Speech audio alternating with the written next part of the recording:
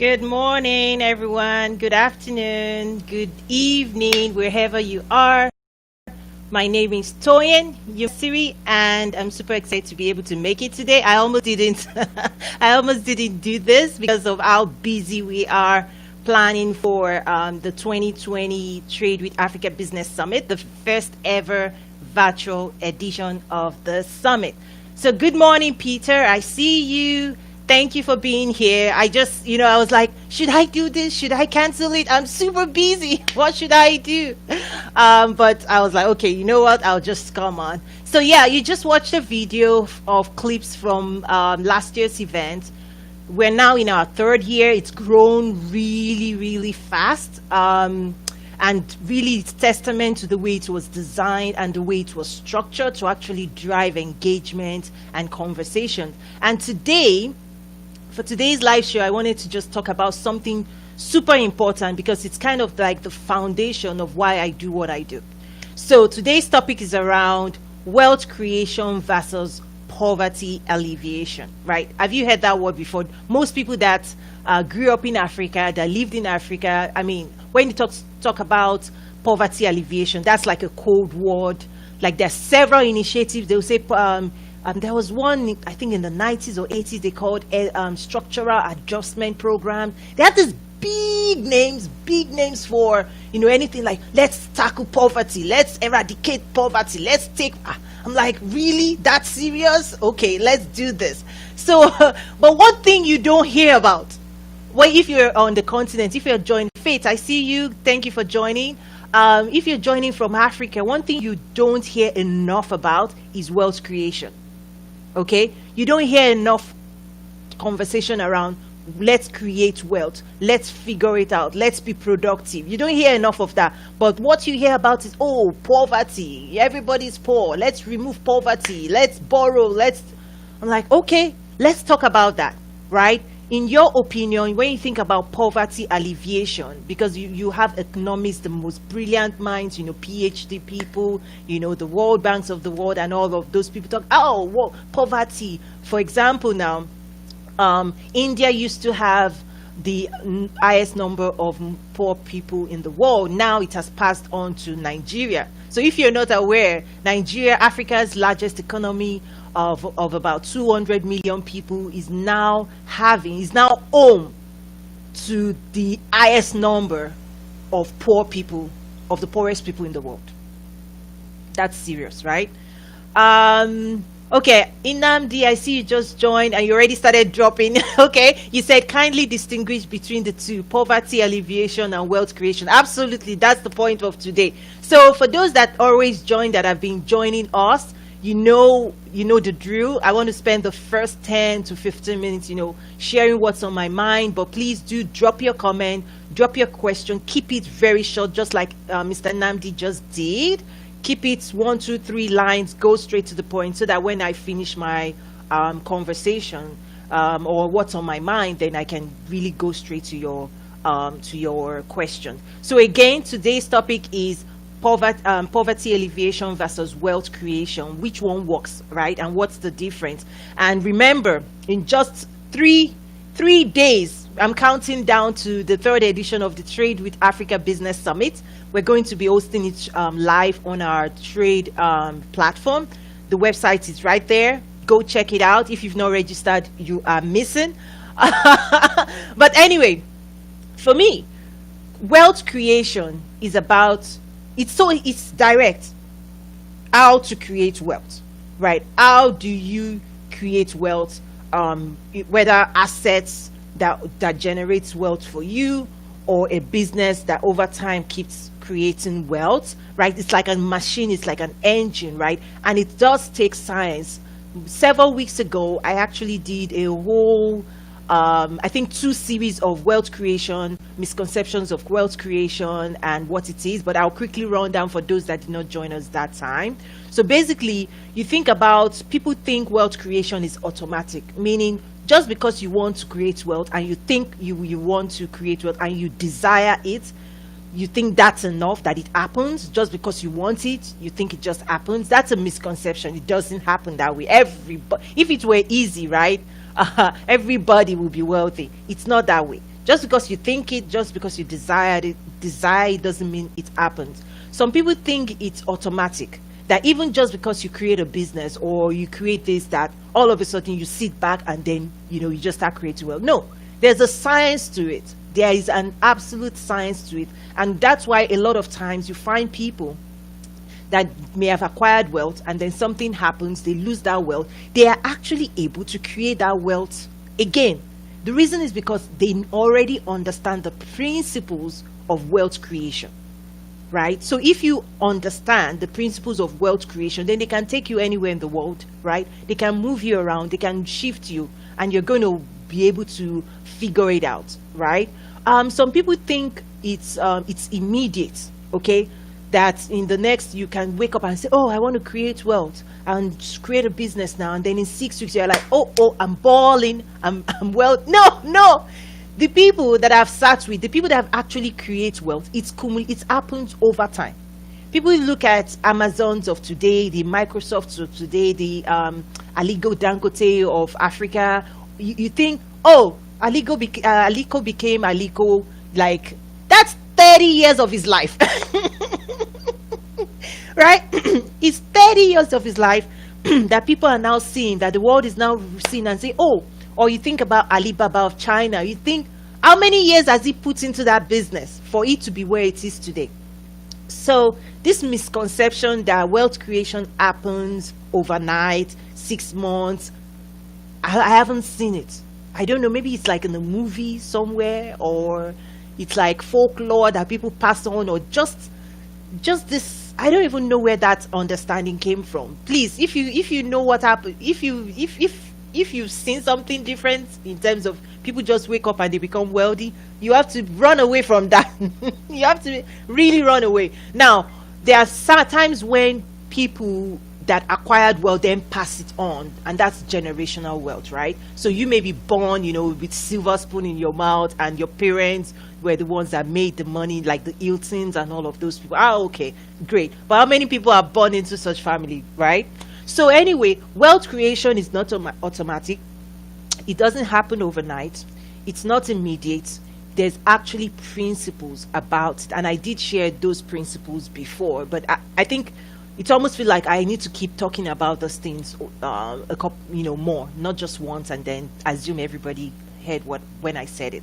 So anyway, poverty alleviation on the other side is this mindset that you identify a group of people that are poor and you come up with structural programs, usually driven by economists and money managers and all of those people and policy people, thinking, oh, we have 10 million people, how do we alleviate, remove poverty? The reality is, in my books, you don't remove poverty, you actually inject productivity. Like, you look at the people and say, how can we help them to become more productive, versus let's just keep them handicapped, mentally handicapped. Like, you assume that, oh, they don't know they don't have the mind to be able to grasp the understanding of wealth creation, and you just treat them as, oh, these people are so poor, let's just figure a way out to keep feeding them and taking care of them, because we don't trust that they can create wealth by themselves, or they can be a productive force. So for me, it's just like the analogy I would use is, if you walk into a room and it's dark, you don't say, let's chase the darkness. You just turn on the light. Like, you introduce light, you introduce knowledge, you introduce understanding. That's how you actually alleviate poverty, is that you create wealth, you teach people to be productive, you educate them, you teach them the principles of wealth creation. That's what China did, right? When you see China today, right, China wasn't like, oh, foreign aid, people help us help. No, China got to a point, they probably got frustrated, like different parts of the world, like Chile, Vietnam. You hear all those stories. Those are the things that people in those regions have actually educated me on, is that until we woke up and say, hey, we are not going to be the doormats and, be pushed around and say, oh, third world country. We actually want to go and learn this principle. What do the rest of the world know that we do not know? What are the rest of the world doing that we are not doing? Why are we in this state? And once they grasp those principles, oh my goodness, they run with it. Look at India. It's the same thing. They revamped their education system. They focused on sciences. They talked about technology, innovation. They actually started producing and saying, hey, technology, we want to be the technology headquarters of the world. We have acumen in maths and science. We want to be the best. And guess what? If you want to go to space, if you want nanotechnology, if you want all this technological innovation, India would be that for the world. And China said, hey, we'll be the factory of the world. We will provide value. You just give us the opportunity, we will do. And that's what wealth creation is. It's about productivity. It's about value creation. It's not about charity, right?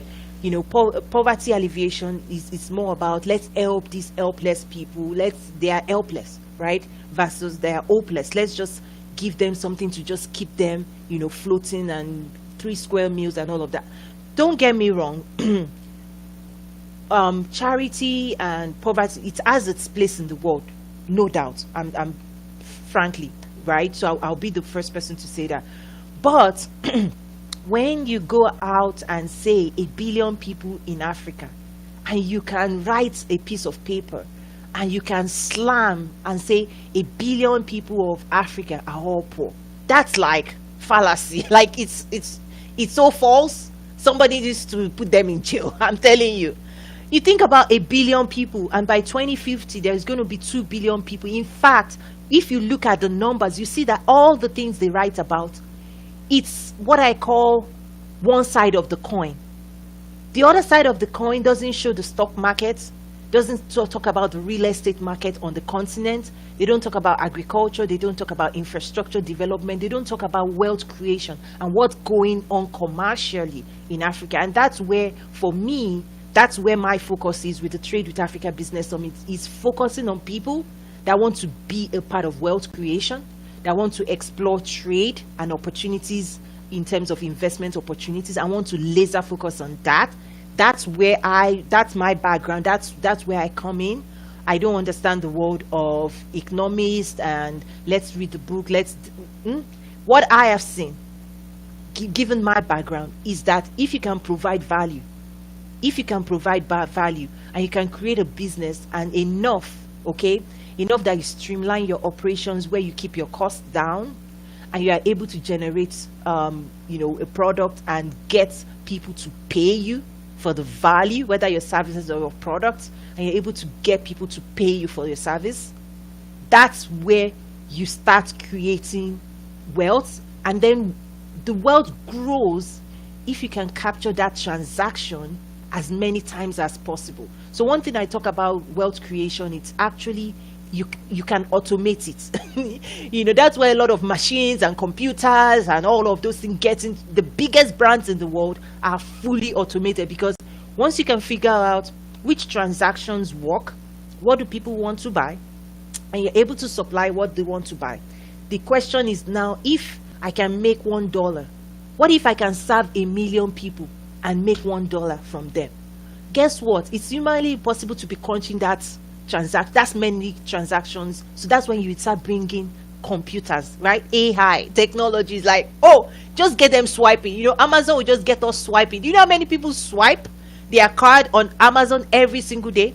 Even if all Amazon is making is 50 cents on each product, by the time you get 50,000 people giving you 50 cents in an hour or in a week, like we like to say in Walmart, like 200 million people shop at Walmart every week, right? Once you start getting 200 million people to cross in your store or in your shop or in your online website every week, even if you're making 1 cent, if your profit is 1 cent, 1 cent, 1 million places, 10 million places, 200 million places, then we're talking. That's what, so that's what I tell people. It's like there's a lot of calculation and mechanism that goes into identifying opportunities, investment opportunities, and then building business. And it takes time, and it takes a lot of science. That's why the biggest brands actually hire the most intelligent people. You have PhD in human behavior, you have, data scientists, all crunching numbers and trying to figure out, what do people want? How can we create what people want for them? How can we sell it faster? How can we optimize our supply chain? That gets people busy, and that's wealth creation. But on the other side, You think about poverty alleviation, you just say, oh, these people, they are not productive member of the society, you know, let's give them handout, let's give them this, let's give them that. There's a place for it. But the question I have for the people on the call, like watching me right now, is where do you want to go? Where do you want to focus your time? Do you want to pursue wealth creation, or you want to sit back and wait, hoping that one day somebody will come and help you? And that's another thing that I kind of, you know, sometimes I feel like I think differently than most people. So let's talk about politics. Politics in Africa, for example. Let me even narrow down and be specific. Let's say politics in Nigeria or in Ghana. Do you know, from my perspective, how can 200 million people submit their mind and their strengths and their acumen and think that, let's say, 1,000 people in the ruling class will save them? Okay, let me try and explain what I mean. If you were to count the ruling class, the politically ruling class in Nigeria or Ghana today, count your governors, count your House of Representatives, senators, count everybody in the government ruling, count all of them individually, they cannot be more than 2,000 people. Okay, let's just give it to them. Let's say they are 5,000, and I know they are not up to 5,000. The entire political ruling class in a country like Nigeria cannot be 5,000 individuals. You think 5,000 individuals would rescue 2 million people? And that's why a lot of times when I see people sit back and say, oh, Abuja this, Abuja that, oh, the president hasn't done this, the governor. It's a mindset that is telling you that you are actually outsourcing the gift God has given you to go and solve and create wealth for yourself. Okay, I'm trying to find a way, the best way to dissect and explain this, because if I can explain it really well and you get it, you're going to jump out of your chair and you're going to stop pointing fingers at any government. Because the truth is, the 5,000 ruling class in whatever country, yes, they should be creating enabling policy, no doubt. But the reality is, if you can mobilize yourself in the private sector, you should actually be the ones lobbying them to do what you want them to do. Like, the government should be doing what you want them to do, not you reversing and waiting that, oh, the government should be doing for us everything. They should just know automatically. No, they don't know, right? The government thinking that the government has all the answer, that the government is going to create wealth, that government is going to do this. It doesn't happen that way. Wealth creation is usually bottom up.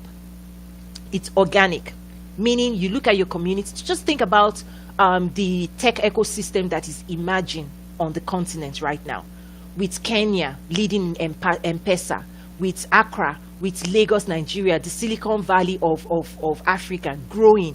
You think about Yaba Tech and all of those things happening in that space. Did the government make it happen? That's the question.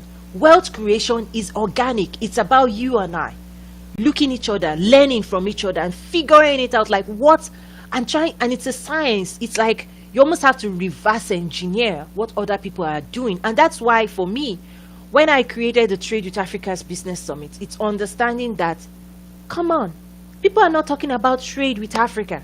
People are talking about, let's help Africa, let's do this. And I'm like, with where I'm sitting, with the transaction that I see in the world of trade, everybody's speaking and everybody's moving, and the people in Italy, from Italy to India to Mexico to Vietnam to Cambodia to Chile to China, everybody's getting busy being productive and creating results and showing their product and showing their services, and they're like moving like a machine.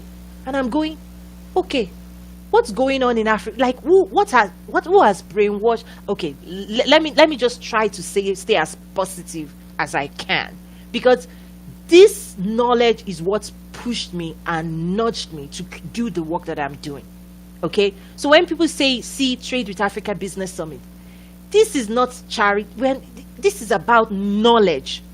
We bring investors in, we bring people that have solved all those things that we're talking about. So, for example, we bring Scott Ford, and he has graciously kept supporting us even when this was an idea. Scott Ford is the single largest private investor in Rwanda. And I say, Scott, you've got to tell people what you did. And these are people you can't even get. You can't get them to tell you their story. You can't get them. You can't get their time. But he's been so gracious.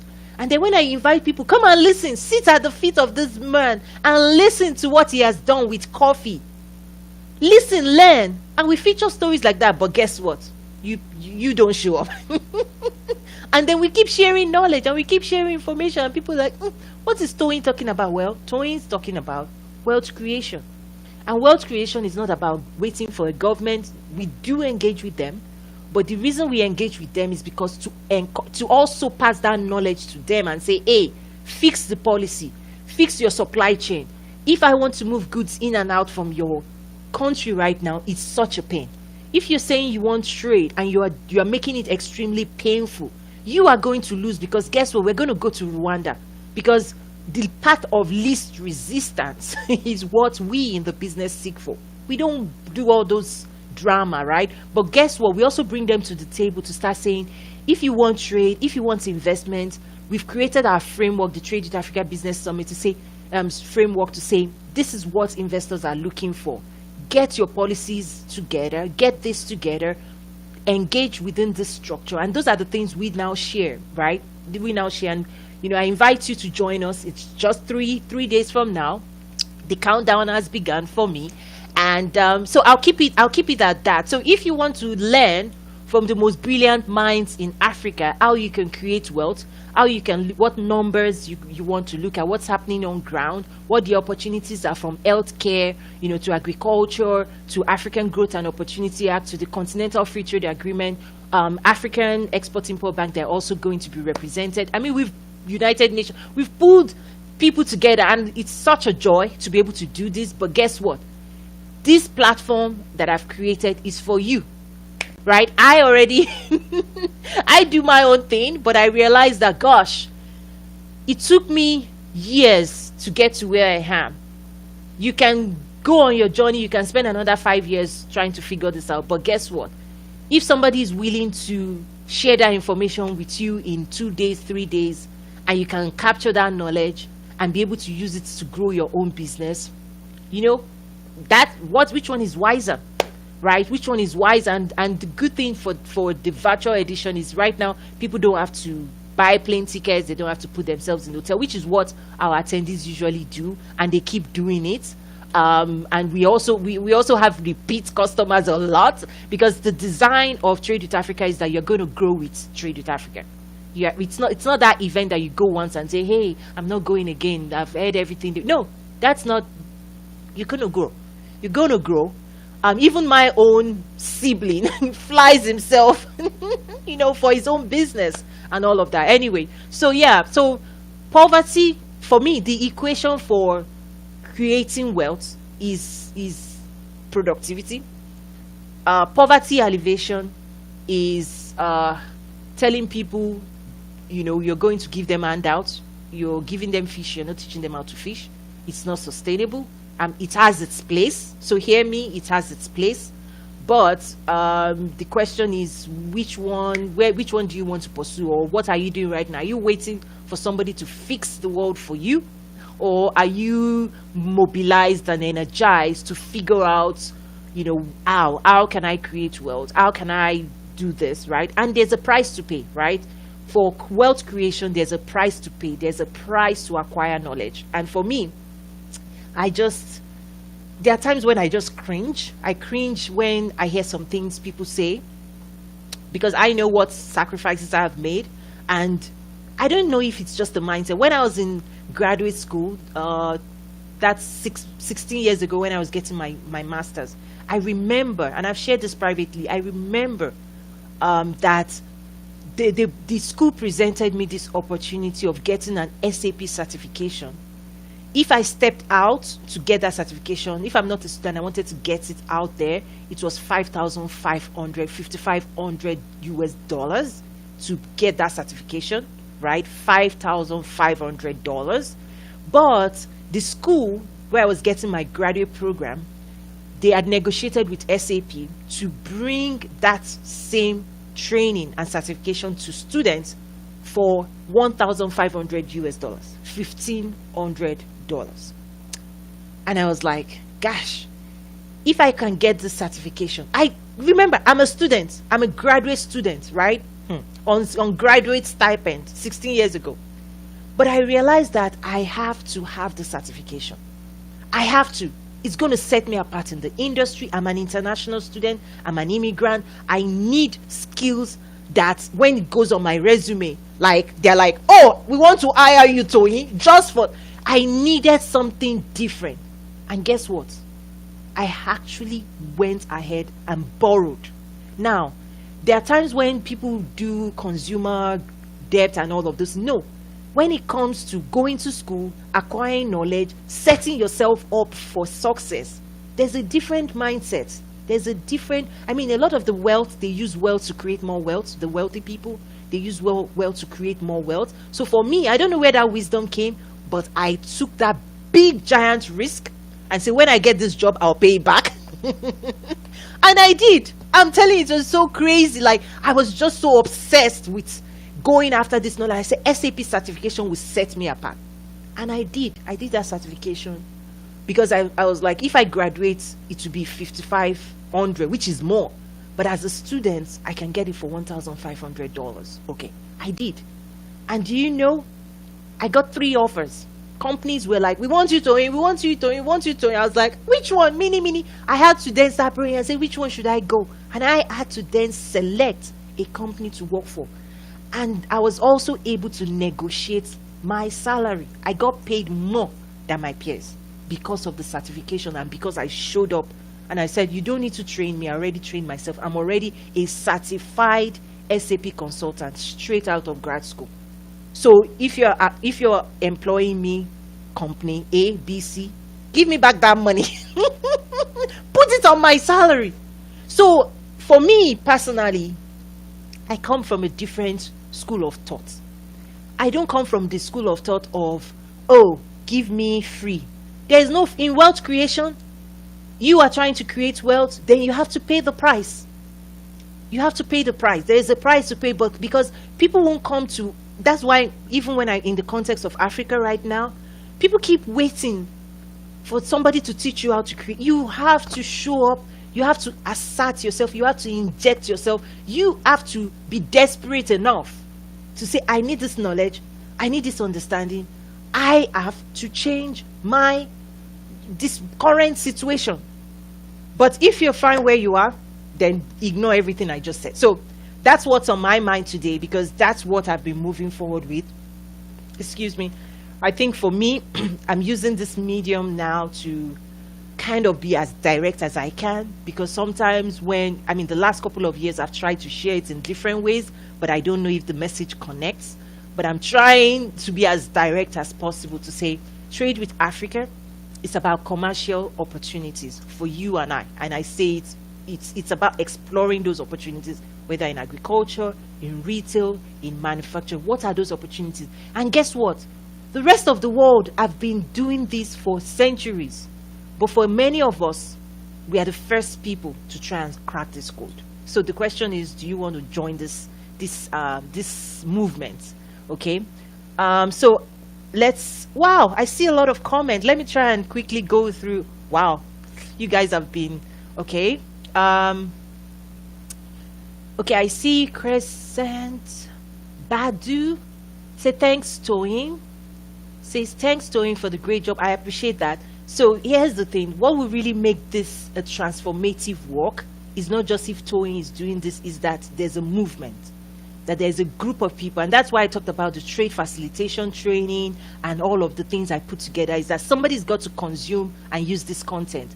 Is that the continent is big enough. If you see somebody doing something in Ghana and you're from Congo, go to Ghana, learn from them, replicate it in Congo. If you see Kenya doing something great in technology and mobile e-payment, go learn from them, replicate it. I mean, for example, one of our speaker, Inyoluwa Abodeji, oh, that guy is phenomenal. He's like, last year we gave him the Innovator of the Year award. When Mark Zuckerberg visited Africa, Mark Zuckerberg invested $24 million in his business. So this guy is a serial entrepreneur. He was a co-founder for Andela in terms of human capital development. He was the co-founder for Flutterwave, which is the PayPal for Africa. That's the payment solution that Uber uses in Lagos. So the taxi driver doesn't use PayPal. PayPal is behind when it comes to Africa, right? Flutterwave, Paystack, those are the people driving innovation in that space. So Inyi is going to be speaking to us, and I'm like, Inyi, you're going to talk about wealth creation. That's what I put there. You've worked with investors, you have strong backing. What are you doing? What are you solving? What do you know that other young people? And Inyi, I believe, is under 30. So nobody has any excuses. So thank you so much. But guess what? This work would create more impact if you all acquire the knowledge that we're sharing and use it. Okay? And that's why I also created a community to support you through that journey, because wealth creation is a journey. You're going to have a lot of questions. You're going to need a lot of contacts. You're going to need a lot of resources on that journey. So that journey is not something you can capture by yourself. So that's the central theme of my work. So thank you so much for that.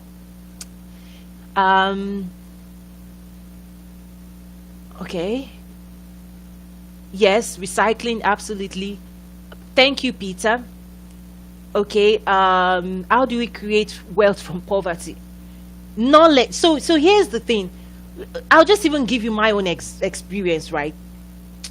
I worked in corporate America, for over a decade, doing work, right? But the day I left, remember last week I talked about shifting from corporate to entrepreneurship. So I made that shift. But the day you step out of corporate America, the only thing you're stepping out from is what's here, the knowledge you've acquired, right? It's not one uncle or one person or one this. No, what's between here is the knowledge you have, your network, your understanding of the way. That's what you actually need to create wealth. But somehow, people don't value knowledge enough. People want the byproducts of knowledge. Wealth and money and all of, they are byproducts. Money is what you create. Do you know money is being printed? Money doesn't just show up from heaven. No, it is being created and it's circulating in your economy, right? The central bank circulates it, but the way it changes hands is when you create value enough that somebody is willing to pay you for that value. And that's what it's about, wealth creation. The more people you can serve with your skills, with your talents, with your knowledge, that's how you create wealth.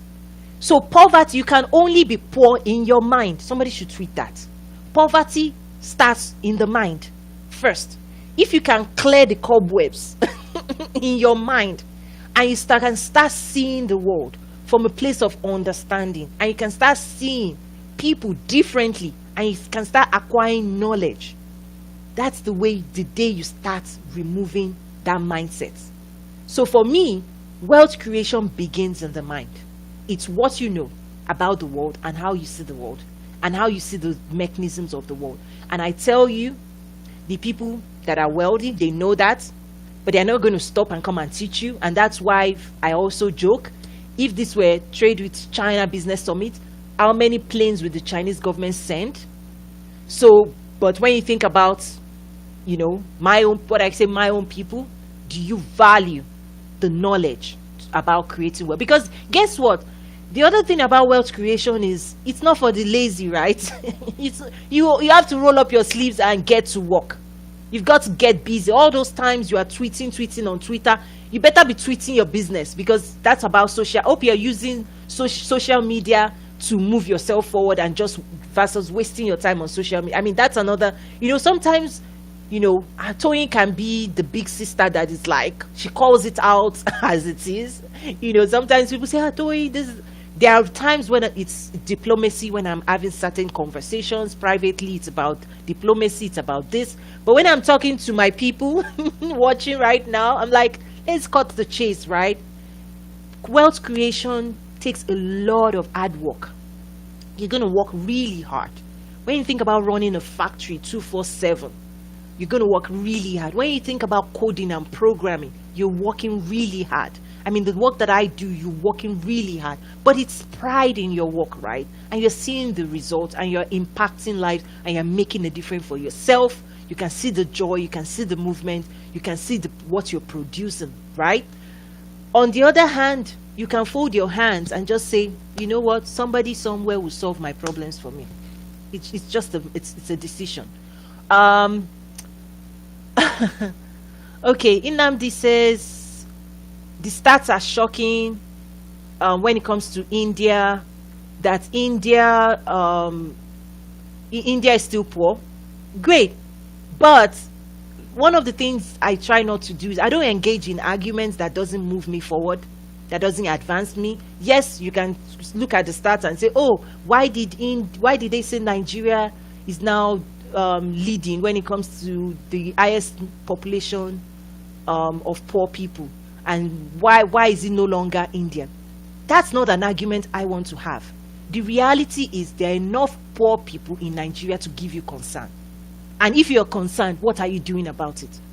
Yes, you might be 5%, whatever those statistics is, it doesn't matter. It doesn't change the state of your nation. So for me, I try not to engage myself in conversations or arguments that does nobody any good. The question is, are there enough poor people in your country that is so bad that and the question is, what are you doing about it? Are you empowering these people? Are you creating opportunities to move them out of poverty? In fact, when you think about the American system, they talk about the American middle class, moving people from the bottom to the middle class. That's where, and trying to grow the middle class. The reality is that's what people should be looking at. You're not saying there will never be any poor people. That's not what I'm saying. It's saying, can you grow a middle that actually sustains? Can you create wealth for a group of people enough that it's not just one Dangote here and there? No, that a group of people is wealthy enough that they can move. Think about China now. When Jack Ma came to Africa, was it 2 years ago? He came along with his millionaire Chinese friends. That's what I'm trying to say, is that they move together.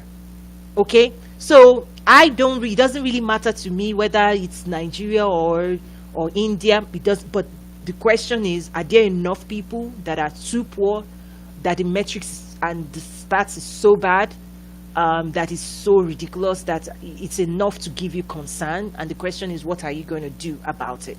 Because you know those people in your family, you know those people in your extended family, in your community, right, that these statistics apply to. And the question is, how do you see that, and what is your role? Thank you, James.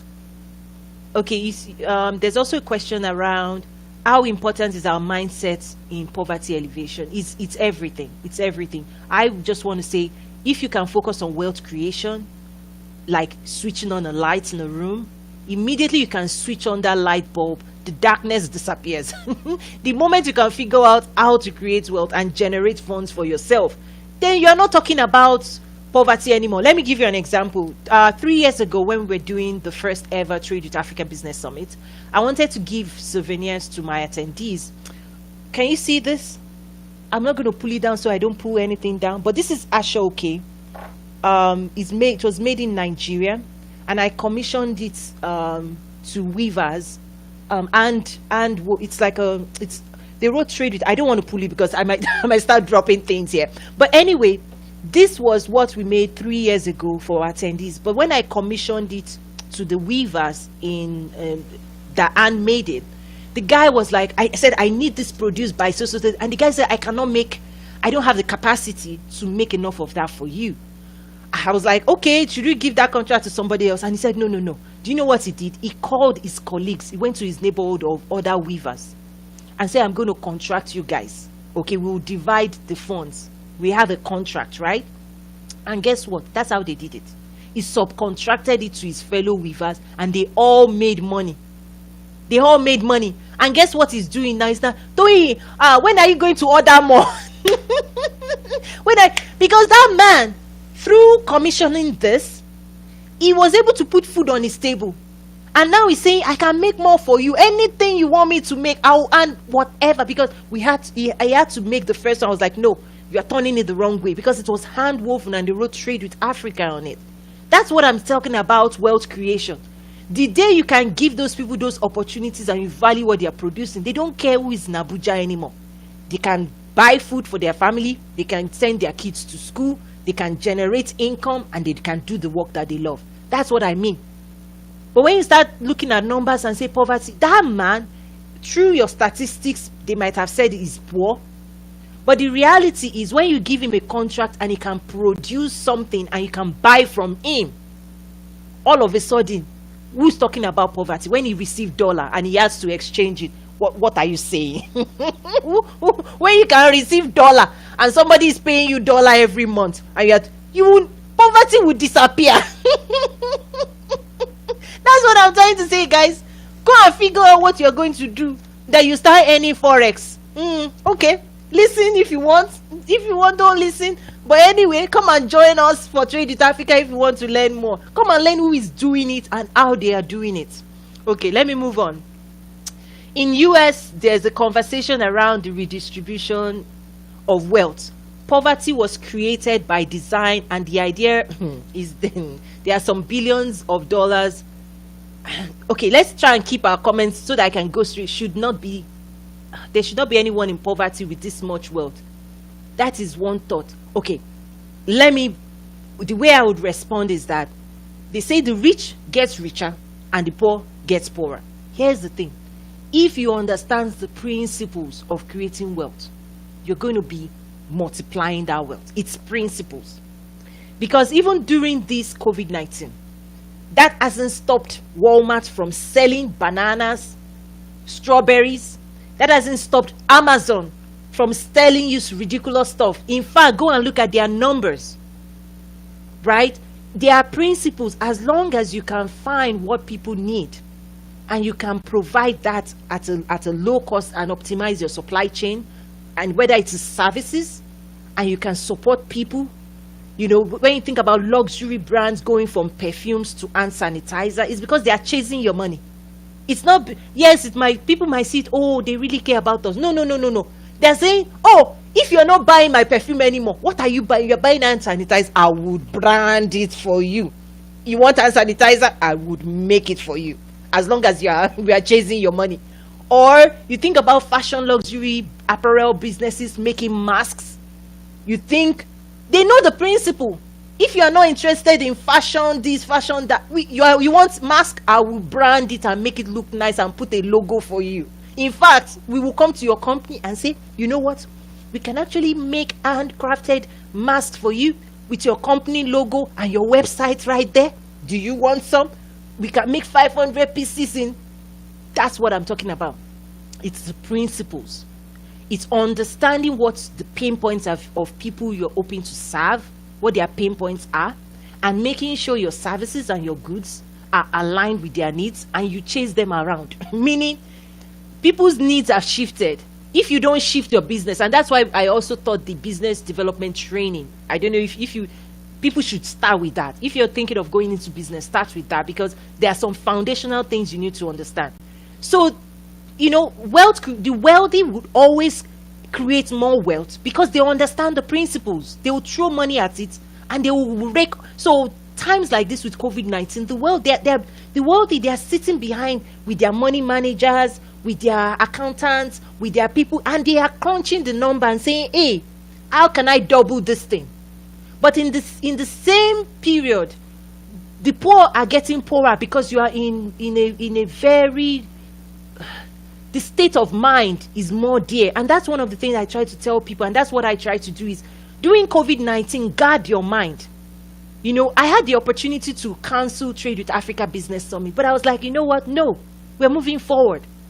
This conversation is so important. We're going to use whatever means we have, make it virtual, make it we're going to move it. We're going to move we're going to keep moving forward because there are principles. The people I'm hoping to serve did not disappear. They are online. It's in the middle of COVID-19 that I started this live show, and I can reach people. So people didn't just disappear, right? The people you're trying to serve, they didn't disappear. They just shifted. So for those that are creating wealth, they are going to chase. We're going to keep following you. Wherever you go, I will follow you. So it's a mindset. I think if you tell me, okay, Toyin, we want this, I'll say, okay, yes, I'll do it for you. So it's a different mindset. Okay. I'll move on. Victoria said, Africans need to tell a true story, a true Africa story. Yes, but first begin with the story we're telling ourselves. Okay. So there's a question here. Okay, not all economists are focused on poverty alleviation. China, India, and Singapore, for example, applied economic solutions rigorously with focused leadership. True.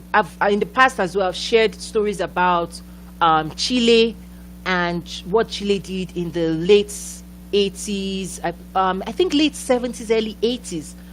If you just go and Google Chicago Boys, economists know that story of the partnership Chile. They were actually under a dictator.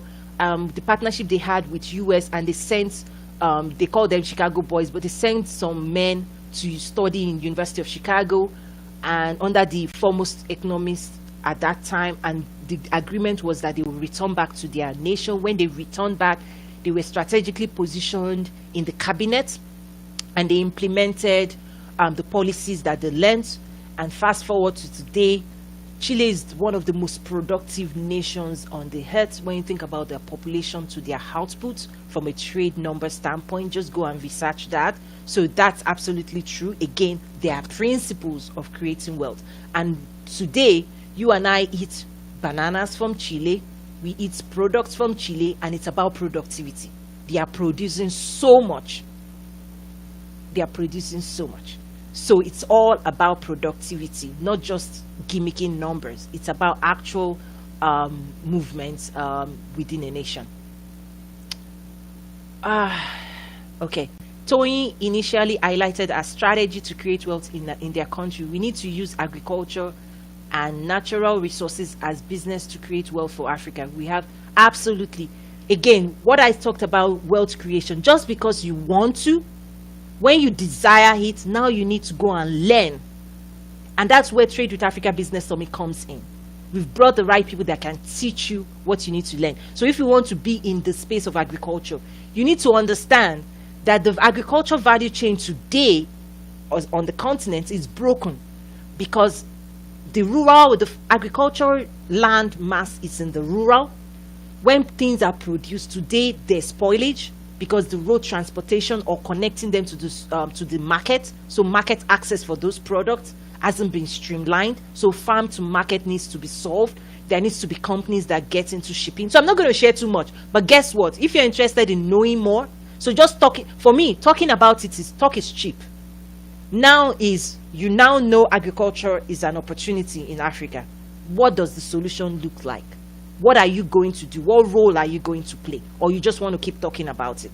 That's the difference between my work and whatever else people are doing out there. Talk is cheap, my people. Talk is cheap.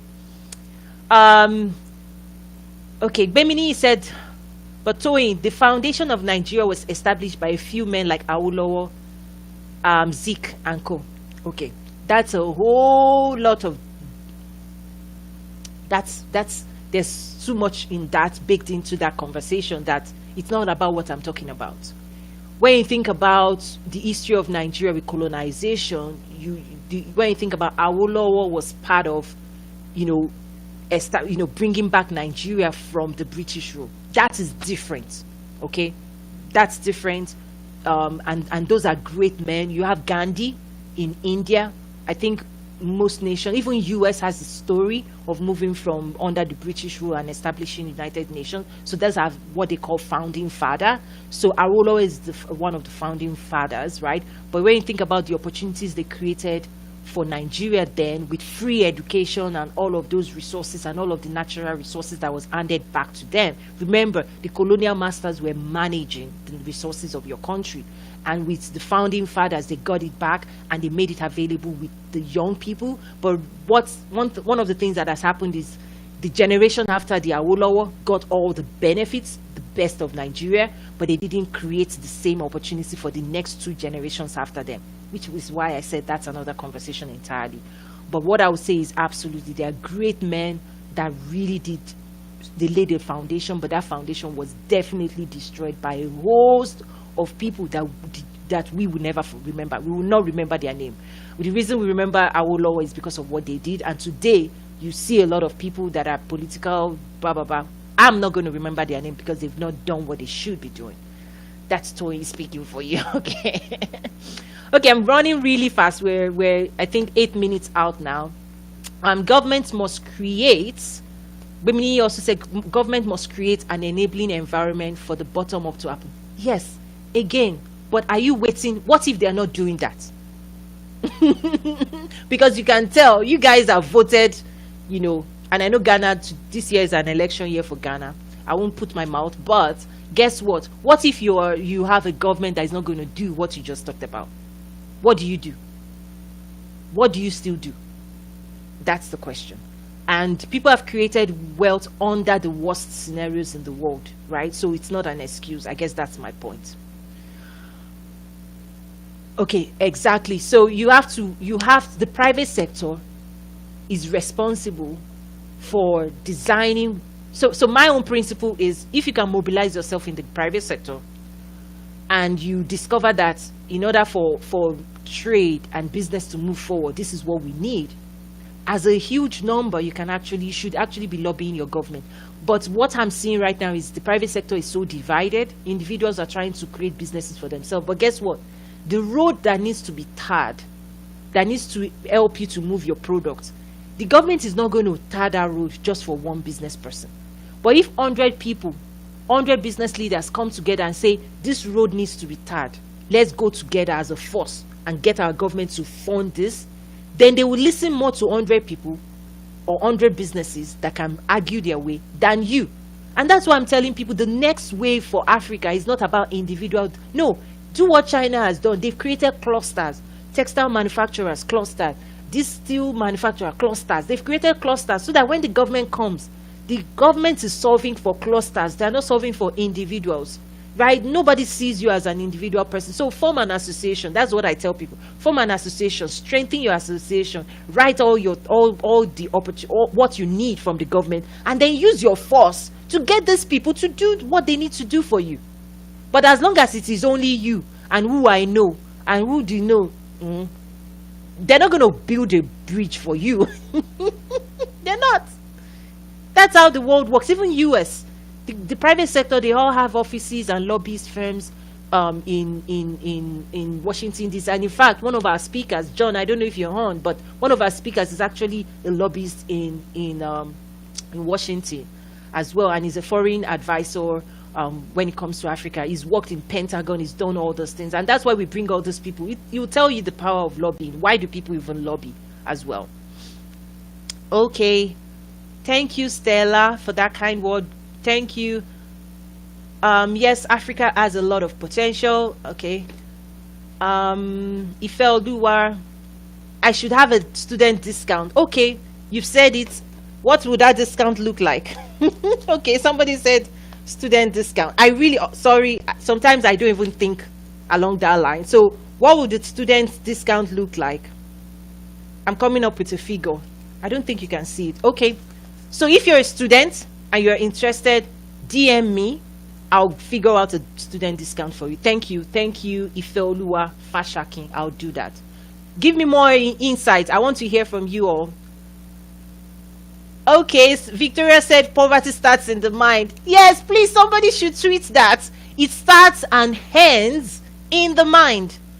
So I've taken a note. I'll create a maybe 49 whatever. I'll come up with a discount quickly because we are 3 days out. But if you're interested and you're a student and you want to register, do DM me as well. Who's calling? Sorry about that. I put my phone on silence, but the person still persisting. And guess what? It's my mom. She's like, she needs to pick her phone. I'll call her after this. Clement says, I love the belief and faith you have in the potential of Africa. Wish we had many like you in diaspora. We will no longer rely on any other. The reality is, I used to be one of those diaspora that I understand. When you're so comfortable in corporate America, nothing is going to move you because you're not going to risk where you are in corporate America. Think about it. I was working for the biggest company, Fortune 1, the height of my career. My senior management, right? big house, steady pay, 6-figure pay. Like, I don't have to do anything. I did not have to do anything. I was very comfortable. You understand? And that's what's happening with the diaspora community is that at least before COVID, when you go into corporate America and you have that fantastic job and you're doing what you need to do and you're living large, white picket fence, and you're buying your house, buying your car, why should you care about Africa, really? Africa doesn't care about you. Why should you care? But for me, I had a major shift, and that's I've shared that story so many times. I had a major shift that forced me to take a look and to make a decision that I wanted my life to count for something other than just putting food on my own table. Because if what I want to do the rest of my life is, this, all I have to do is just, with SAP, you pay me $300 per hour. With my technical skill sets and my experience working for Fortune, that's what you pay me, right? But I figured out that the exposure I have, the knowledge I have, the way the world works, that I have a responsibility. But again, I'm not into charity. This is a business to say, for those that are serious-minded, that want to build wealth, that want to create wealth, I will provide a solution and make it easier. I'll bridge it so that you don't have to spend 5 years or chasing your tail or trying to figure this out. We will create solutions, we will create training, we will create platforms that will make your job easier. For example, a lot of you have products and services, but nobody sees you. If you want to market your product to the right people, you want to talk to the right decision makers, our platforms allows you to be able to be effective quickly, because I've done all the work.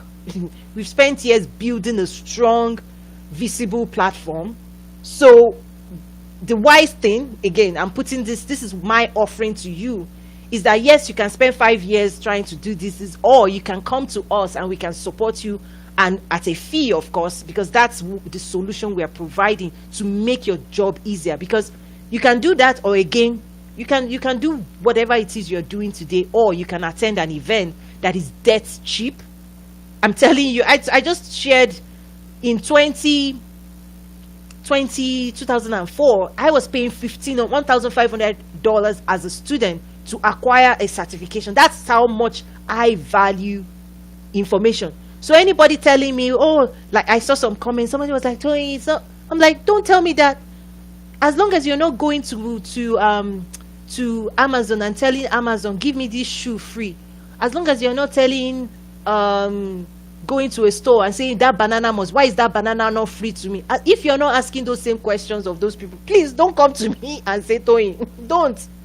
This is different. The world of wealth creation is different. If you value my work, if you value the information I'm bringing to you, if you value the training I'm offering to you, then value for value.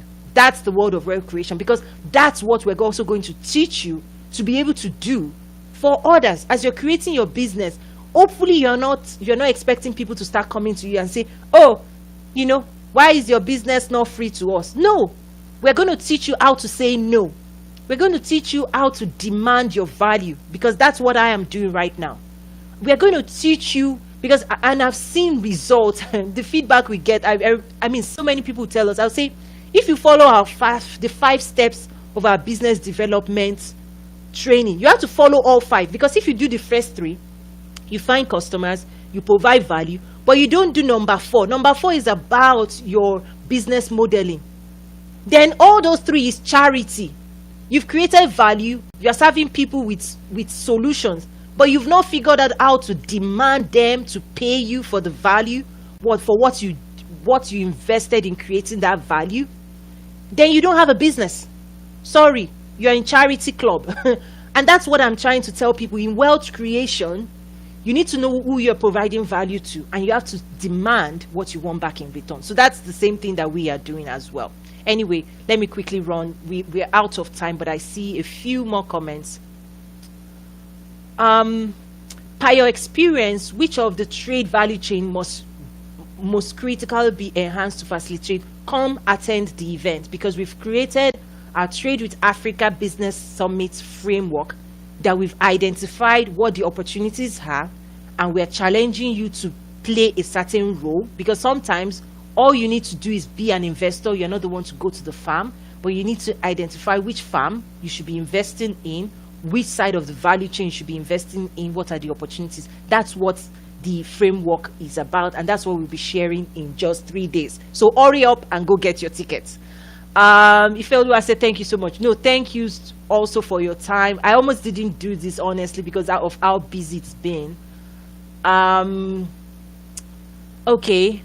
Tina says you're trying to bring Habitat for Humanity International to Nigeria. They are willing to accept the help.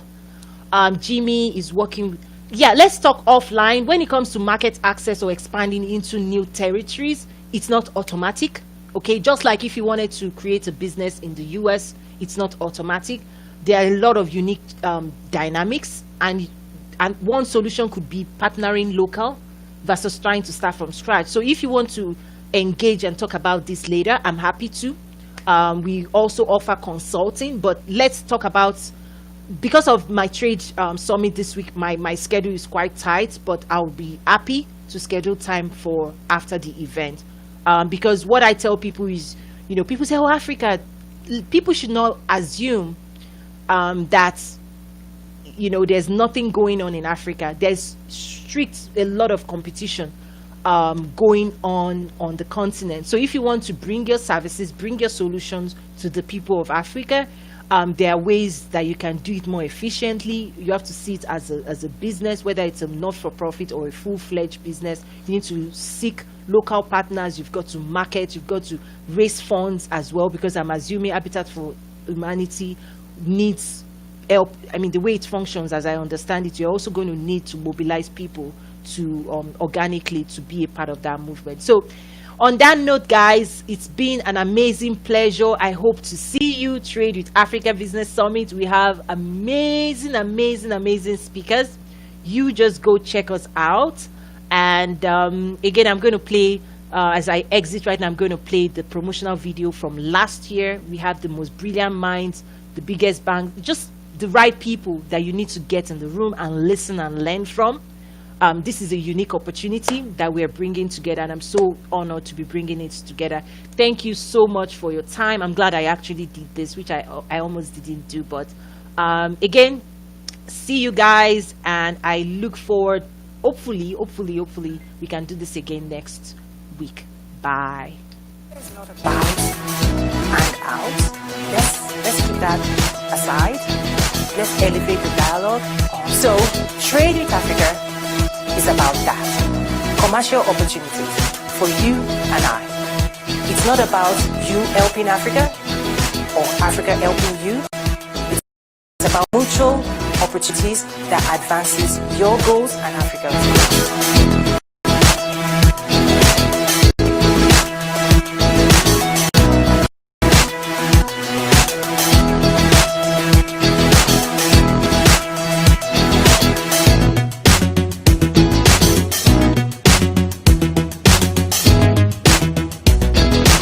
We're going to sell energy, technology, right? Things that would power productivity on the continent. Okay. It is my belief, therefore, that over the next 20 to 30 years, the impact that trade, finance, and the expansion of value chains will have on Africa's development agenda must be underscored. These are African consumers. These are the brands they like. So why aren't we there? Why isn't American business there in full force? Why aren't we doing light manufacturing in Africa? We're manufacturing and shipping these goods there.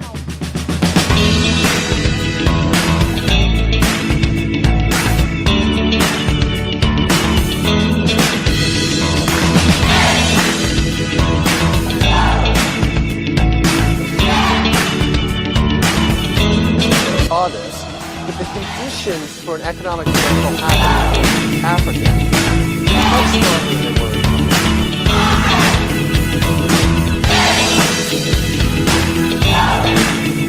That's the kind of question you should have posed to the commissioner. Well, there is a new narrative. There is a new thinking. There is a new leadership, what some will call entrepreneurship leadership in Africa. And we see those leaders pushing the CFTA. It's very important because it signals a a paradigm shift.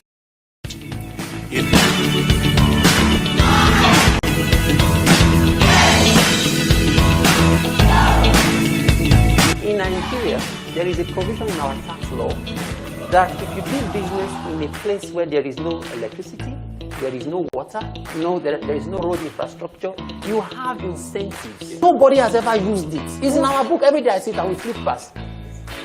Nobody's true. No roads, no water. It's there. It's there. It's in our law. They have not revised it. Okay.